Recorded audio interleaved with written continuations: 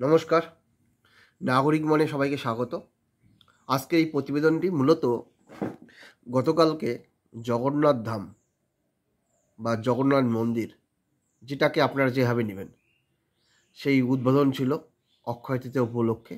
এবং সেই উদ্বোধনে রাজ্য সরকার বিভিন্ন ব্যক্তিবর্গকে আমন্ত্রণ জানিয়েছে। সেই ব্যক্তিবর্গের মধ্যে শুভেন্দু অধিকারীও রয়েছেন, দিলীপ ঘোষও রয়েছেন।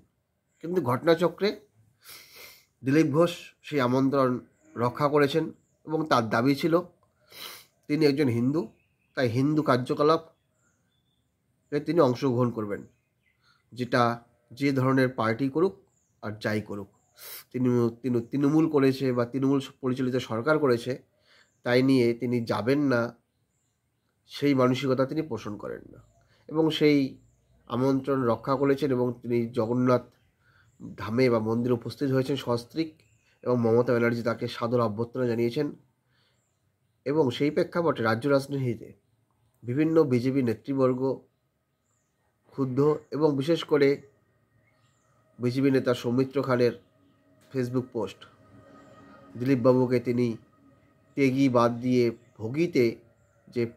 ভোগীতে পরিণত হয়েছে, এই ধরনের ফেসবুক পোস্ট করেছেন। তার প্রেক্ষাপটে দিলীপ ঘোষের এই সাংবাদিক সম্মেলন, এবং এই সাংবাদিক সম্মেলনে দিলীপ ঘোষ যে বক্তব্যগুলো রেখেছেন, তাতে আপনাদের মতামত কী? আমি তো মনে করব এই সাংবাদিক সম্মেলনের মাধ্যমে দিলীপ ঘোষ এটা বোঝাতে চেয়েছেন যে রাজনীতির ঊর্ধ্বে আগে মানুষ। এই রকম সংকীর্ণ রাজনীতি থেকে তিনি বিরত থাকতে চেয়েছেন, যে রাজনীতিতে মানুষে বিভেদ হয়। রাজনীতিতে হবে নীতি নৈতিকতার বিভেদ, মানুষে বিভেদ কেন হবে? রাজনীতি তো নীতির বিরুদ্ধে প্রতিবাদ। এবং তিনি বিভিন্ন পরিসংখ্যান তুলে ধরেছেন। তিনি দাবি করেছেন তার সময়কালে রাজ্যে বিজেপির যে অবস্থান ছিল, এখন সেই অবস্থানটা অনেকটা কমে গিয়েছে এই সংকীর্ণ রাজনীতির দরুন। আপনারা কি মনে করেন? এই বিষয়ে সম্পূর্ণ সাংবাদিক সম্মেলন শোনার পরে আপনাদের মতামত জানাবেন। ধন্যবাদ। জয় জগন্নাথ। গতকাল দীঘায় জগন্নাথ মন্দির উদ্বোধন হয়েছে, আমরাও তার দর্শনের সুযোগ পেয়েছি। এই ঘটনাকে নিয়ে বহু রকম তর্ক বিতর্ক শুরু হয়ে গেছে। ভগবানকে তর্কের উপরেই রাখা উচিত, কিন্তু অভ্যাসবশত অনেকে বিতর্ক শুরু করেছেন। এবং মজার ব্যাপার, আমি কেন ভগবানের কাছে এসেছি তাতে অনেকের কষ্ট হয়েছে। আমি ছোটবেলা থেকে ভগবানের মন্দিরে যাই, আমি দেখি না কে মন্দির তৈরি করেছে, আমি ভগবানকেই দেখি। আর এটা আমরা জানি যে মন্দির যেই তৈরি করুক ভগবান সবার হয়। কালীঘাটের মন্দির তৈরি করেছে কেউ জানে না, বা তারকেশ্বরের মন্দির কে তৈরি করেছে আমরা জানি না, কিন্তু ভগবানকে দর্শন করতে যাই তখন ভুলে যায়। রাম মন্দির কে তৈরি করেছে সেটাও লোকে ভুলে যাবে, কিন্তু রামকে মনে রাখবে। আমি এসেছি। পশ্চিমবাংলায় সব কিছু তো রাজনীতি হয়েওছে, কিন্তু আমার খুব মজা লাগছে, আমার পার্টির কিছু লোক খুব কষ্ট পেয়েছেন। যে পার্টির কর্মীরা কষ্ট পেয়েছেন, হতাশায় ভুগছেন, কেউ কেউ ভাবছে সুসাইড করবে কিনা। আমি বলছি বিজেপি করতে গেলে হতাশায় ভুগবেন না, চোখের জল ফেলবেন না, কারণ আমরা পার্টি দাঁড় করিয়েছি রক্ত দিয়ে আর ঘাম দিয়ে। যেন বিজেপির কর্মীরা পেছনে তাকায় না, ভয় পায় না, সন্দেহ করে না। যতদিন আমার মনের মধ্যে, আমাদের কর্মীদের মধ্যে সন্দেহ ছিল না, বিভেদ ছিল না, পার্টি এগিয়েছে। যেদিন থেকে এই ধরনের অপসংস্কৃতি ঢুকেছে তখন থেকে পার্টি পিছোচ্ছে। দিলীপ ঘোষ 42 বছর ধরে ঘরবাড়ি ছেড়ে সমাজের কাজ করছে, 10 বছর রাজনীতি করছে। দিলীপ ঘোষের দিকে আঙুল তোলার হিম্মত কারণে, না পক্ষে না বিপক্ষে, যে কোনো ধরনের আমি চ্যালেঞ্জ করছি। যাদেরকে আমি নিয়ে এসে নেতা বানিয়েছি, যারা বিজেপি দেশে করে খাচ্ছে, তাদেরই বেশি পেট ব্যথা হচ্ছে। যাদেরকে আমি নিয়ে এসে নেতা করেছি তারা খুব চিন্তিত ভবিষ্যৎ নিয়ে। পার্টির উপরে ভরসা রাখুন, চিন্তা করার কোনো দরকার নেই। আর দিলীপ ঘোষ পার্টি ছাড়বে কিনা, কোথায় যাবে, অনেকে দুশ্চিন্তাগ্রস্ত, অনেকে আনন্দিত। দুশ্চিন্তা করার দরকার নেই, আনন্দিত হওয়ার দরকার নেই। দিলীপ ঘোষ দরকার হলে রাজনীতি ছাড়বে, কিন্তু পার্টি ছাড়বে না, বিজেপি ছাড়বে না, এটা পরিষ্কার বলে দিচ্ছি। কিছু লোক হয়তো চাইছেন আমি পার্টি ছাড়লে জায়গাটা খালি হবে, সুবিধা হবে। সেটা হওয়ার চান্স নেই, কারণ আমাদের কাছে মিশন পশ্চিমবাংলায় যতদিন না রাজনৈতিক পরিবর্তন হচ্ছে, লড়াই চলবে। আর যে আমার লক্ষ লক্ষ সাথী 10 বছর ধরে আমার সঙ্গে লড়াই করেছেন, রক্ত দিয়েছেন, ঘাম দিয়েছেন, প্রাণ দিয়েছেন, পরিবারকে রাস্তায় বসিয়ে দিয়েছেন, সেটাই আমাদের কাছে প্রেরণা। কেউ বলছে 57 জন শহীদ হয়েছে, তারা ভাবছেন যে 21 সালে বোধহয় বিজেপি তৈরি হয়েছে।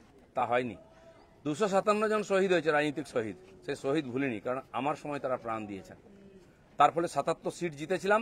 আজকে 1 ডজন এমএলএ আমাদের ছেড়ে চলে গেছে, এমপি চলে যাচ্ছে, পঞ্চায়েত, জেলা পরিষদ, সমিতি চলে যাচ্ছে। কিন্তু আমি বলছি, আমাদের বিচারধারা, আমাদের রাস্তা ঠিক আছে। ঘাবড়াবেন না, ভয় পাবেন না। বিজেপি ভয় পায় না বলে ভারতবর্ষে পরিবর্তন করতে পেরেছে। আমরা সেই পার্টির সংস্কৃতি মানি যে পার্টির প্রধানমন্ত্রী অটল বিহারী বাজপেয়ী কালীঘাটে গিয়ে মমতা ব্যানার্জির মায়ের পায়ে হাত দিয়ে প্রণাম করেছিলেন। আমরা সেই সংস্কৃতির লোক। মমতা ব্যানার্জি তখন আমাদের সঙ্গে ছিলেন, আর অন্যদিকে চলে গেছেন, শত্রু হয়ে গেছেন, এটা আমি মনে করি না। রাজনীতি আমার কোনো শত্রু নাই। আমি সবাইকে মিত্র করার চেষ্টা করি, আর মিত্র করেছে বলে ভারতীয় জনতা পার্টি এত বড় হয়েছে। অন্য পার্টির বহু নেতা এসে পার্টির নেতৃত্ব করছেন। তো সেই জন্য আমরা সেই সংস্কৃতির লোক, সেই পার্টির কর্মী যে পার্টির প্রধানমন্ত্রী অটল বিহারী বাজপেয়ী শান্তির বার্তা নিয়ে বাসে চড়ে লাহোরে গেছিলেন, শত্রুর দেশে গেছিলেন, ঘোষিত শত্রু পাকিস্তান। প্রধানমন্ত্রীর সঙ্গে আলাপ করেছিলেন। ফিরে আসার পরে পাকিস্তান আক্রমণ করেছিল, কার্গিল যুদ্ধ হয়েছিল। অটল বিহারীর হাত কাঁপেনি, মিরাজ পাঠিয়ে দিয়ে, সেনা পাঠিয়ে দিয়ে সমস্ত বাংকার গুঁড়িয়ে দিয়েছিলেন। আমরা সেই সংস্কৃতি, এটা ভারতের সংস্কৃতি, এটা বিজেপি সংস্কৃতি। আমার প্রধানমন্ত্রী নরেন্দ্র মোদী, তিনি নওয়াজ শরীফের বাড়িতে বিয়েতে নেমন্ত্রণ রক্ষা করতে গেছিলেন, কোনো প্রোটোকল মানেননি, আশীর্বাদ করেছিলেন মেয়েকে।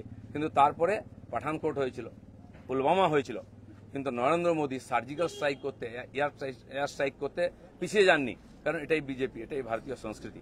সেজন্য আমরা যেন আমাদের পরিচিতি না ভুলে যাই।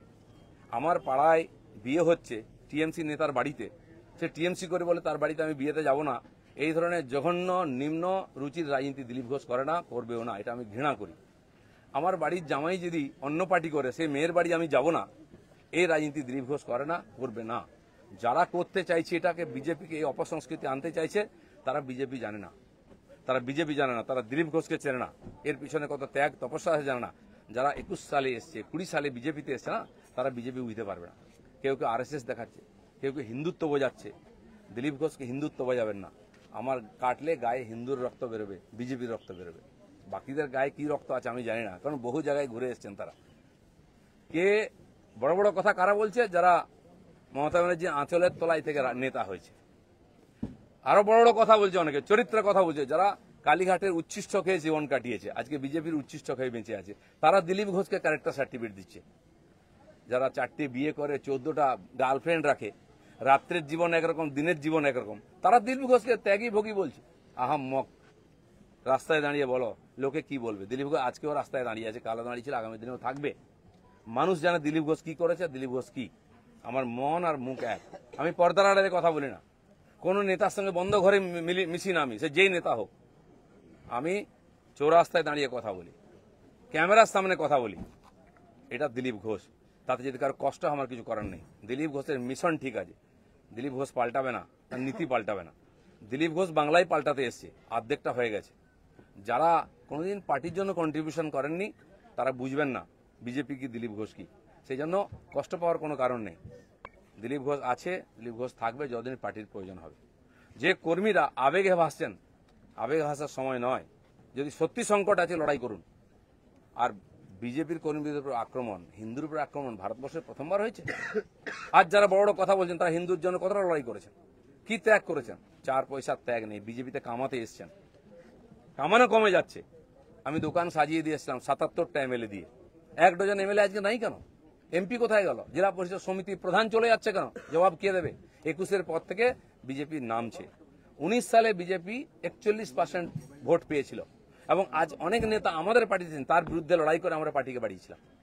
অনেকে প্রশ্ন করছেন, 41% ভোট আর 121টা বিধানসভায় আমরা লিড নিয়েছিলাম। 5 বছর পরে 24 সালের ইলেকশনে সেই ভোট 39% নেমেছে, আর 91টা বিধানসভায় আমরা লিড পেয়েছি। পার্টি এগোচ্ছে না পিছোচ্ছে? আমরা হার জিততে ভুলে গেছি 21 সালের পরে। প্রশ্ন করুন, পাবলিক প্রশ্ন করছে। দিলীপ ঘোষের এটাই প্রশ্ন আছে। যারা আমাকে প্রশ্ন করছেন, আমি তাদের দিকে প্রশ্ন করছি। আপনারা তো নীতি শেখাচ্ছেন, রাজনীতি শেখাচ্ছেন, হিন্দুত্ব শেখাচ্ছেন, কি দিয়েছেন সমাজকে? কেন পার্টি নেমে গেছে? 250 লোকের প্রাণের বিনিময়ে যে পার্টি দাঁড় করিয়েছিলাম, সে পার্টি কোথায় আজকে? কেন হারছি আমরা? কেন লোকে ছিচিৎকার করছে? আর এই দালালরা যেদিন থেকে পার্টিতে এসছে, বিজেপির গন্ধও চলে গেছে, বিজেপির স্বাদও চলে গেছে।